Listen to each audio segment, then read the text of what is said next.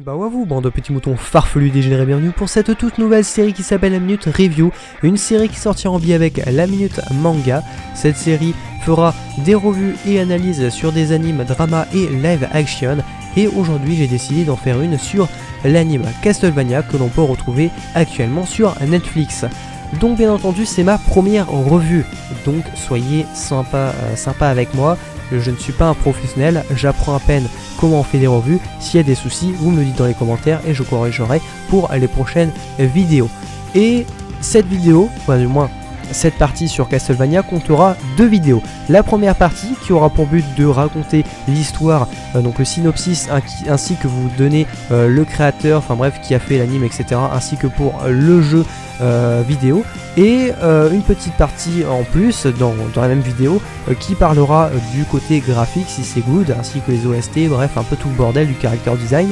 Et la seconde vidéo, donc la seconde partie, elle sera sur du spoil total des 4 épisodes. Donc si vous n'avez pas vu l'anime, vaut mieux que vous regardez déjà avant de regarder la deuxième partie, qui là fera du spoil total des 4 épisodes, ainsi que les explications des petits défauts ou les bonnes choses qu'on peut retrouver dans ces épisodes.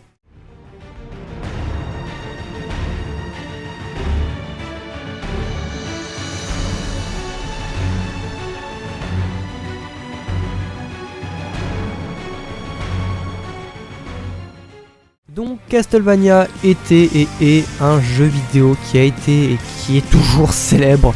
Il était disponible à l'époque sur NES, c'est un jeu de plateforme où on allait que de gauche à droite. Bon, en même temps c'est un peu logique vu que les jeux en 3D n'existaient pas à l'époque, mais c'est un jeu qui m'a réellement plu. Alors j'y ai pas réellement joué sur NES, j'ai plus joué sur émulateur vu que je n'ai pas la NES, mais c'était réellement un très bon jeu, très bon jeu, qui a été édité et développé par Konami. Son directeur est Hitoshi Akamatsu, il est paru pour la première fois en décembre 1989 au Japon, en septembre 1990 aux États-Unis, et nous en Europe on l'a eu en dernier, c'est-à-dire en décembre 1992.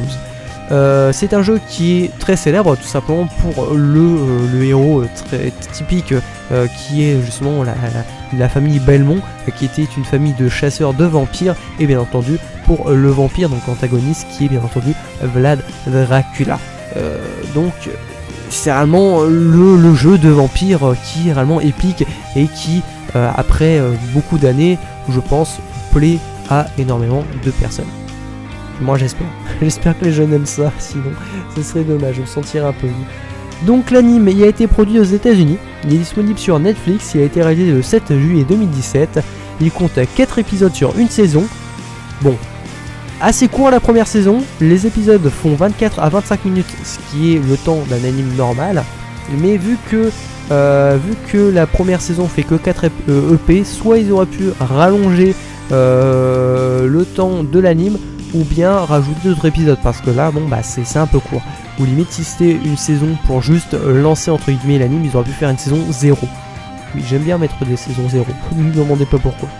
Bref, donc le scénariste est Warren Ellis, il a été dirigé par Sam Dietz, les musiques ont été faites par Trevor Morris, et le thème bien entendu prend l'horreur, les vampires et les démons, donc ça racole à l'univers de Castlevania.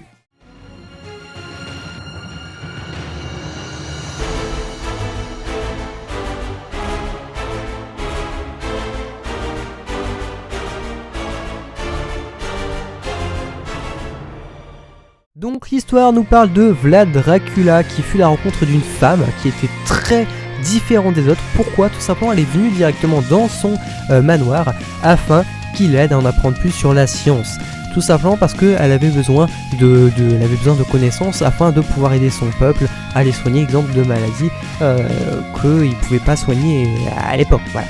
Et justement ce Vlad Dracula, très étonné qu'elle ait mis sa peur de côté pour le voir ainsi que lui demander tout simplement de l'aide, il va finir par accepter et plus tard ils vont finir mariés. Malheureusement vu qu'elle est femme d'un vampire, ça va pas réellement plaire au prêtre. Du coup elle va être brûlée sur un bûcher après être accusée faussement de sorcellerie. Dracula va donc déclarer la guerre aux habitants de Valaquia, je sais pas réellement comment on le prononce, en leur laissant un an pour se repentir avant de rassembler son armée démoniaque. Un an plus tard, pensant que tous leurs problèmes étaient réglés, bah non, Dracula va réapparaître et voyant que les habitants s'en foutent entièrement de ce qui s'était passé à l'époque et que sa femme a été tout simplement brûlée, va donc décider de lâcher son armée de suppos, pas les suppositoires, c'était nul, mais son armée de démons sur la ville afin de supprimer toute trace de vie. Beaucoup plus tard, nous allons voir le héros qui est Trevor Belmont, de la célèbre famille Belmont, qui est une famille qui vont mater à l'époque les vampires avant d'être exilés par l'église. Parce que les églises, dans ce manga, enfin du moins c'est pas un manga, dans cet anime, sont juste des enculés. Je disais, il erre donc de village en village, et voyant l'ampleur, il va donc décider de... après quelques bières passées, il va se dire on va peut-être bouger son cul et commencer à combattre l'armée de Dracula et Dracula lui-même afin de sauver les hommes. Alors pour cette petite partie vers la fin, je l'ai fait un peu à l'arrache, tout simplement parce que je ne peux pas plus en dire du fait que sinon je risque de vous spoil les 4 épisodes d'un coup. Mais vous inquiétez pas, je vous en parlerai plus lors de la deuxième partie ou quand vous aurez regardé l'anime tout simplement. Bref.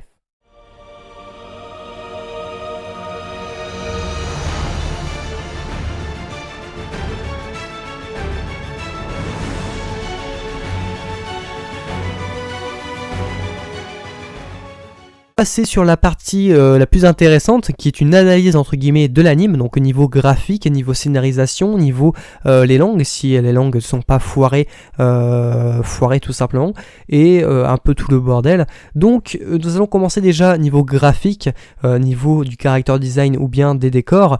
Alors il faut savoir que le dessin est très américain, ça fait assez BD américaine, enfin ou même BD tout court, c'est pas le manga que nous on peut avoir, il y a une petite inspiration, moi ça me fait beaucoup penser à City Hall, mais pas le manga City Hall, l'intérieur, mais plus exemple le tome 6, du moins la couverture, ça ressemble assez à ça, niveau de l'anime dans Castlevania, donc ça fait plus BD que manga, mais moi qui ne suis pas fan des BD, et j'ai juste, je suis tombé sous le charme du dessin. Réellement le dessin est juste magnifique, les character design sont jolis, les décors, les paysages sont très jolis, ils respectent entièrement l'univers et l'ambiance de Castlevania, il n'y a rien à redire de ce côté là.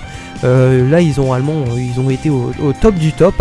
Je n'ai aucune critique, on va dire graphiquement parlant, à faire dessus, c'est vraiment le bon point que je donne au niveau de l'anime, donc l'anime a déjà un point. Ensuite, niveau scénarisation, donc le niveau scénarisation, alors je n'ai pas joué à ce Castlevania là, donc je ne peux pas vraiment en parler par rapport au jeu si ça respecte correctement. Du moins j'ai regardé quelques petites vidéos, donc il y a réellement les 3 personnages, entre guillemets les 3 héros que j'appelle, dans le jeu, dans l'anime on les retrouve, il n'y a pas de souci de ce côté là. Niveau scénarisation, le scénario respecte l'univers, il n'y a pas de souci, l'histoire est plutôt sympa, il y a quelques petits moments d'humour qui a été mis dans l'anime qui passe correctement, on va dire que c'est pas un humour où ça va plomber l'ambiance, c'est vraiment ça passe correctement dans l'univers de Castlevania. Le seul regret que j'ai, c'est l'épisode 4. L'épisode 4 a été pour moi clairement la fin a été finie à la pisse. Il a été vraiment, cet épisode est juste merdique. Personnellement la fin est réellement merdique. Je peux pas vraiment trop en dire sinon ça risque de vous spoil. Mais en gros, l'anime aurait pu continuer pour limite 5 ou voire 6 épisodes en plus.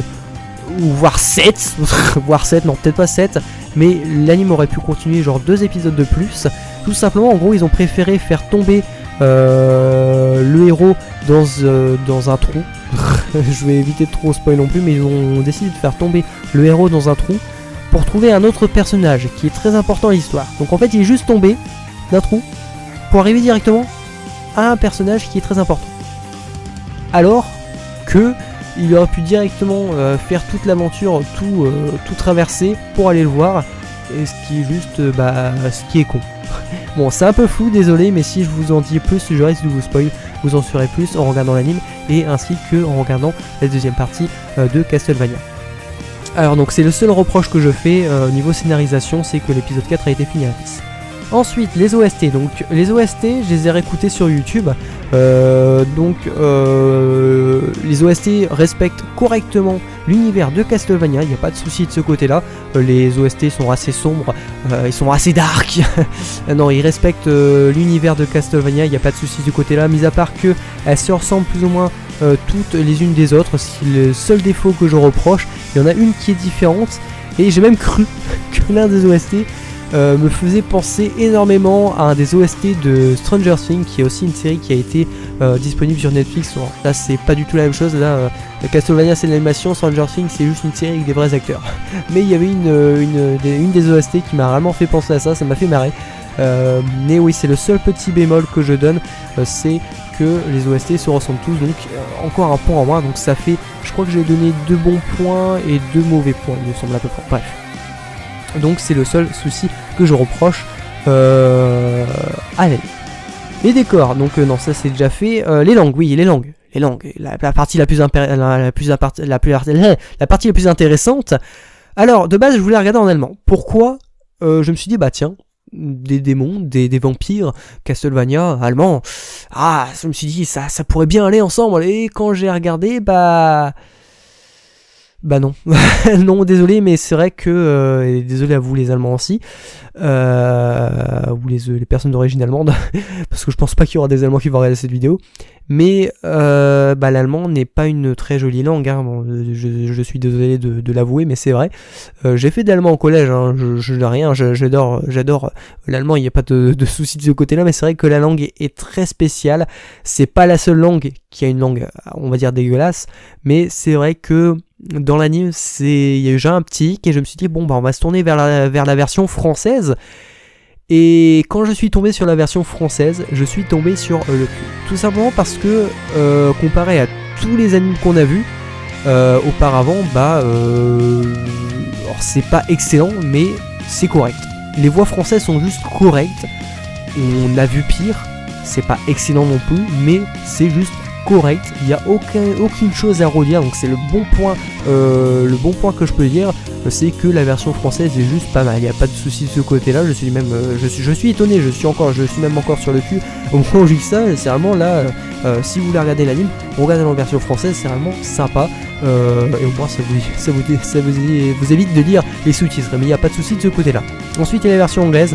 Alors version anglaise j'ai pas vraiment regardé parce que bon l'anglais ça me saoule, voilà, on va dire que j'en ai tellement bouffé en cours, à la radio, etc. On entend de l'anglais à longueur de temps, moi ça me saoule un peu, désolé, mais c'est vrai que quand on entend de l'anglais à longueur de temps, des musiques anglaises, etc., alors qu'on vit en France, on peut faire des musiques françaises, il y a des Français qui vont faire des musiques en anglais, c'est juste saoulant, voilà, j'ai beaucoup de difficultés avec l'anglais, donc là je pourrais pas réellement vous dire si l'anglais est bien ou pas, là ça sera en fonction de votre a priori. Je sais pas si ça dit bref, en fonction de de ce que vous dites, voilà. Et ensuite une version portugaise je crois, et espagnol. Espagnol c'est sûr, portugais je suis plus sûr, donc en gros il y a 5 langues en tout, très bien qu'au niveau de la voix et au niveau des sous-titres. Donc niveau langue, il n'y a pas de gros soucis de ce côté-là, du moins pour la VF, après les autres, il n'y a pas de japonais. C'est la chose qui est dommage, j'adore regarder les animes en japonais, mais bon, en même temps c'est une production américaine, donc c'est un peu normal. Les problèmes. Un autre problème que je pourrais reprocher, encore un point en moins, c'est qu'à l'épisode 3, on peut remarquer un décalage entre le mouvement de bouche du héros et quand on l'entend parler. Donc il y a eu un petit bug, je pense, quand ils ont fait le dessin, quand ils ont réalisé l'animation. C'est un petit hic qu'il y a eu. C'est pas énorme, il y a eu peut-être 2 ou 3 fois où on le voit, mais sinon ça passe encore. Et à un autre moment on entend parler un prêtre sur les mouvements de bouche du héros.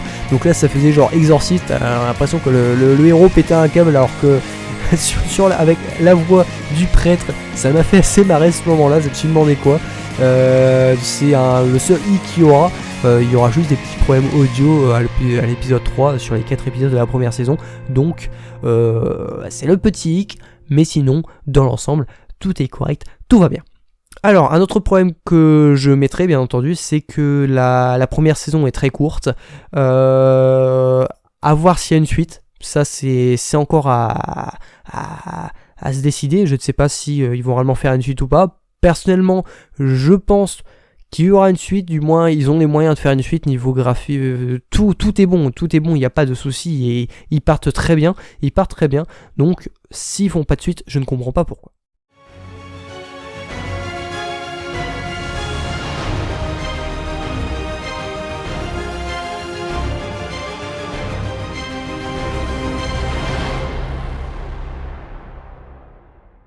Donc on arrive à la fin de cette vidéo, j'espère qu'elle vous a plu. Si vous avez des petits conseils ou des choses à me dire sur les reviews, dites-le moi dans les commentaires afin de m'améliorer pour la suite. La seconde partie de Castlevania sortira fin septembre, car début du mois logiquement, oui c'est une minute manga qui sortira si tout se passe bien. Et en tout cas, n'oubliez pas de liker et vous abonner si la vidéo et le contenu de la chaîne vous plaît. Je vous dis à très bientôt, sayonara, bye bye et à plus les gens.